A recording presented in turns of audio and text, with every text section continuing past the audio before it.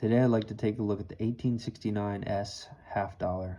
This is a coin that was minted in San Francisco, and about 650,000 were made this year. It is on the scarcer side in terms of with motto half dollars. There seem to be only several dozen certified mint state examples in the population reports for NGC and PCGS. So probably most of these coins that survived higher grade was more by chance than any widespread collecting effort. In the circulated grades, they're mostly clustered around the VF to XF range for certified examples, probably because the value lower really doesn't make sense to get them certified. In the fine range, we're talking about $100 plus, VF's at least 200, and then XF you get up to 300 to 400 pretty quick.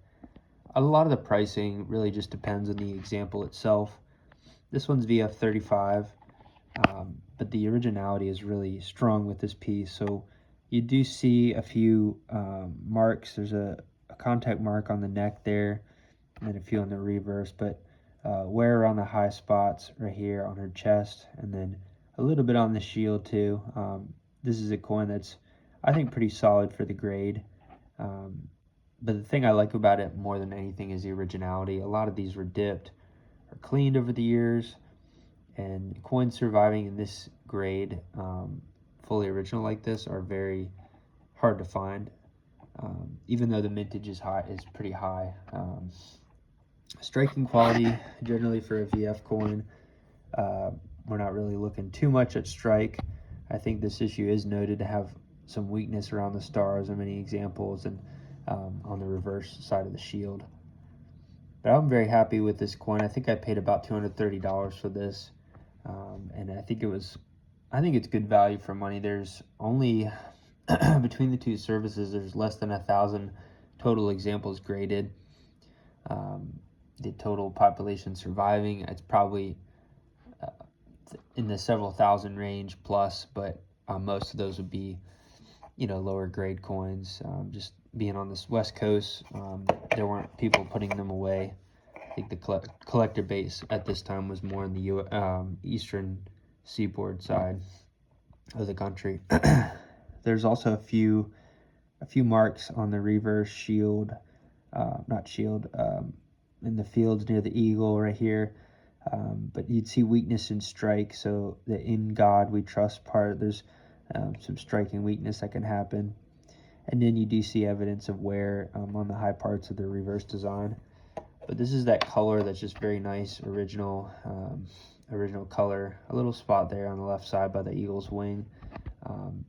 But this is one of those dates that you can either spend a lot of money and get a mint state coin.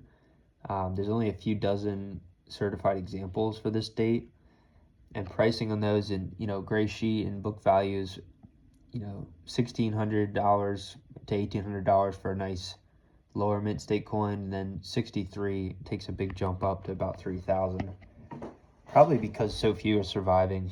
But this is one of those issues that I wanted to have a little bit better grade, but not quite as high as AU, and I didn't want to allocate that much money toward this date. But I am finding it interesting. The San Francisco coins, it seemed like they generally survive in much lower grades and more or less by chance. But originality is definitely a hard thing to find when you're looking for this date.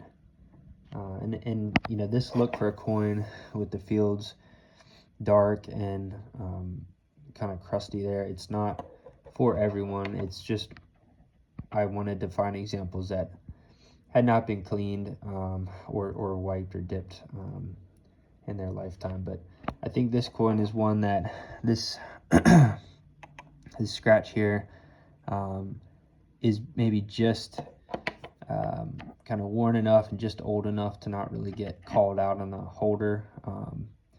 But yeah, straight grading a coin like that, if you send it over to another service or resubmit it to PCGS, it's probably, I don't know if the odds are that it would come back damaged or not, but it's just a reason to evaluate the coin itself rather than the holder. But it's definitely a fun date to find. This part of the series, you're just getting into multiple multiple mints per year, sometimes between Carson City, San Francisco, and Philadelphia. Um, and you just got to decide really where you want your grade target to be. But I think finding an example in the VF to XF range is pretty good value. Um, if there was a coin with how few have survived in mint state, I think AU 50 to 58 is probably also a good grade target. You're gonna probably spend upwards of $800 on a AU coin, but with how few survived, it's probably decent value for money compared to some of the other series that are popular with collectors. But that's a quick look at the 69S, and same comments for this one regarding history. The Transcontinental Railroad was finished this year, so really opening up the West Coast a lot more, some of those states out west for settlement and business commerce between the East. And a lot of people, after the Civil War was done, they really do want to move west and kind of restart when their homes or farms were destroyed. So that's all happening. Grant is president, and just a recovery time in the East and the South, and kind of exploration and new development happening on the West Coast. So interesting to think who might have touched this coin, who might have purchased something. You never know. It probably circulated for many years before being pulled out. Definitely a fun date to go after for your set.